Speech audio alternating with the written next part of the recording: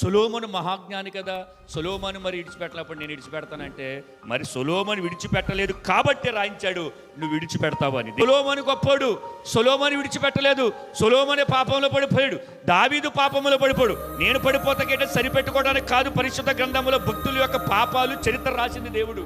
ఒరే సొలొమోను జ్ఞాని అన్నాను కదా, పడిపోయాడు, నువ్వు జాగ్రత్త పడిపోకు. అర్థమైందా?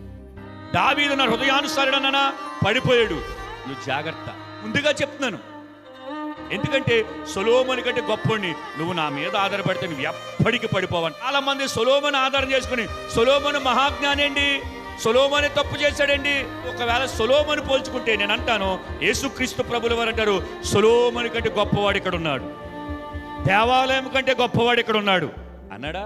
యోనా కంటే గొప్పవాడు ఇక్కడ ఉన్నాడు అంటే సొలొమోను కంటే గొప్పవాడిని యేసుక్రీస్తు అంతరంగములను ధరించుకుంటే నువ్వెందుకు పాపములు పడిపోతావు?